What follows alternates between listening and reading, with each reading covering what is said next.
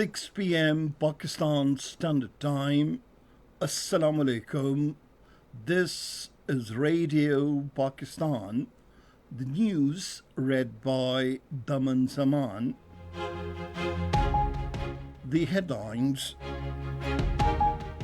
The Prime Minister has directed to hold consultation with globally reputed consultancy firms to realise investment agreements with friendly countries. The Sindh budget for the next fiscal year, with an outlay of 3,056 billion rupees, was presented in the Provincial Assembly in Karachi this evening. Millions of Hajj pilgrims converged in the tentage camps of Mina today, opening the annual Hajj pilgrimage. Pakistan has issued 509 visas to Sikh Yatris from India to attend the death anniversary of Maharaja Ranjit Singh. The All Parties Hurriyat Conference has urged the United Nations, the Organization of Islamic Cooperation and human rights organizations to save the Kashmiris from Hindutva terror in the held territory. Pakistan's Haider Sultan has bagged the first gold medal in the weightlifting event of the BRICS Games in Kazan city of Russia. And now the news in detail. The Prime Minister Mohammad Shahbaz Sharif has directed the authorities concerned to hold consultation with globally reputed consultancy firms to realise the investment agreements with the friendly countries. Talking to a delegation of an international consultancy firm in Islamabad today, he also directed for consultation with the reputed firms for reduction in the volume of government's infrastructure and to enhance effectiveness of the governance system. He informed the delegation that there exists a huge potential for investment in minerals and energy sectors. Appreciating the key role of the private sector in national economic development, the Prime Minister assured all-out facilitation by the government for economic revival. The delegation gave suggestions for further expansion of foreign investment in Pakistan. The Senate today continued discussion on the Finance Bill 2024-2025. Participating in the debate, Nasir Abbas said problems being faced by the industries, including textiles industries, should be addressed. Maulana Ataur Rahman said people are looking towards the political leadership to take the country in the right direction. In her remarks, Sadia Abbasi said the government policies should be pro-people, pro-business, pro-agriculture and pro-youth.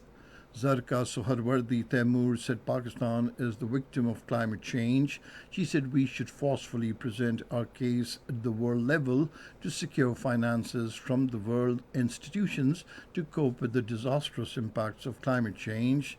Nasir Mahmood commended the increase in the salaries of employees, saying it will improve their purchasing power. Rubina Kaim Khani said the budget carries no measures for empowerment of women and minorities. Fawzia Arshad said allocations made in the budget for health and education are inadequate.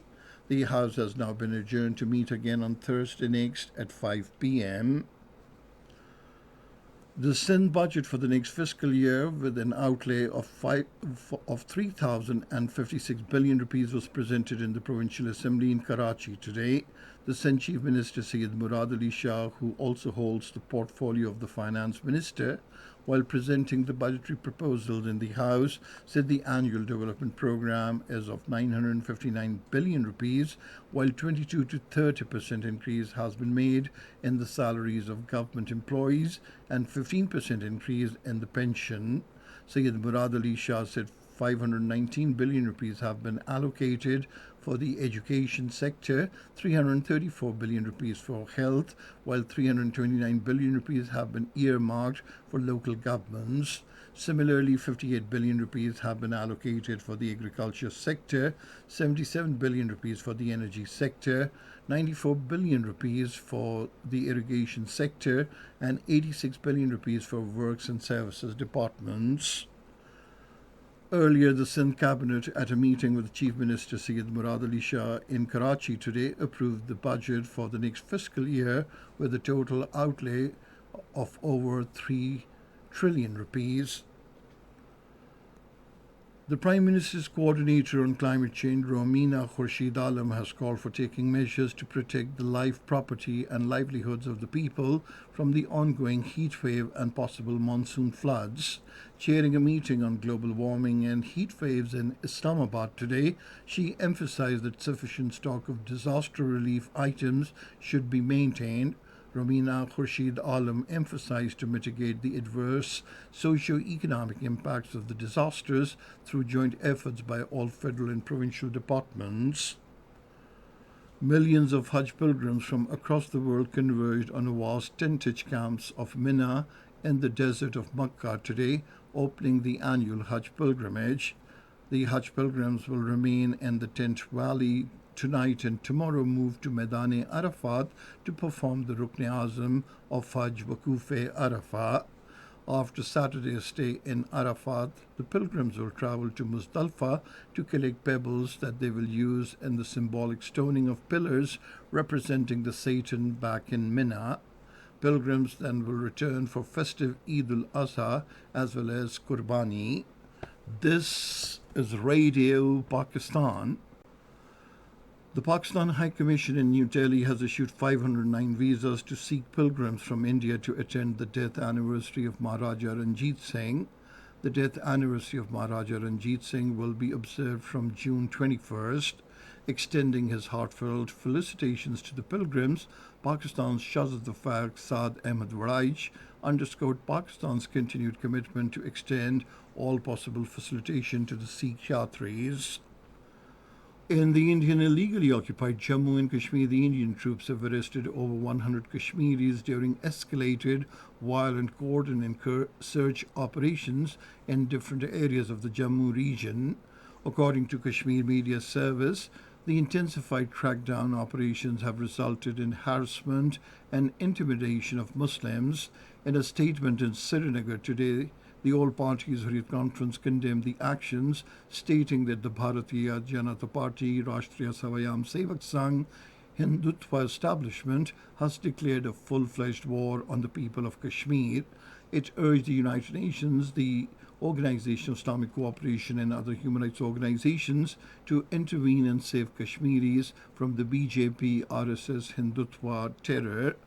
Meanwhile, the Modi regime has ordered all schools in occupied Jammu and Kashmir to play India's anthem during morning assemblies, forcing the Kashmiri Muslim students to abandon their religious and cultural heritage.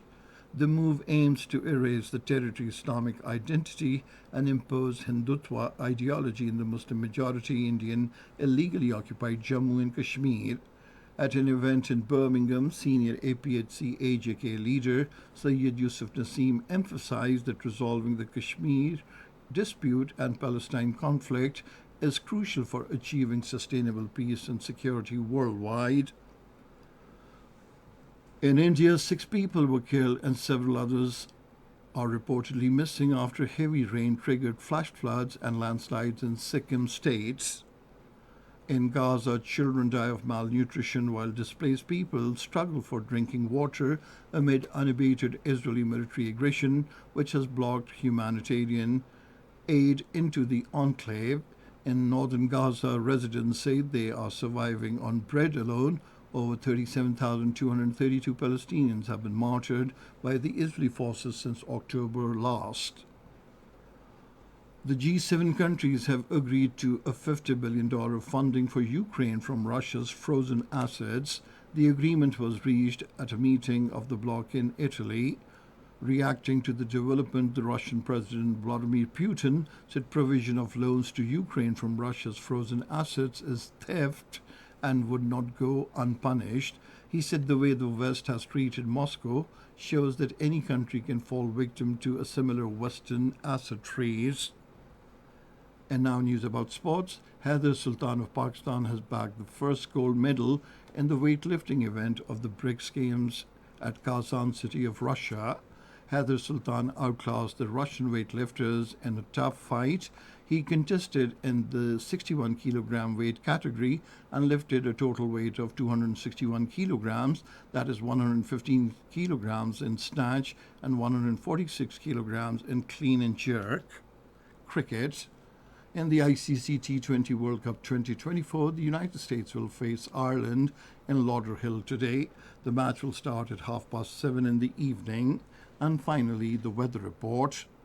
Mainly hot and dry weather is expected in most parts of the country, while very hot in central and southern parts during the next 12 hours. However, partly cloudy weather with rain, wind, and thunderstorm is expected at isolated places in Kashmir, Upper Khyber Pakhtunkhwa, northeast Punjab, southeast Balochistan, and southeast Sindh. And that is the end of this news bulletin.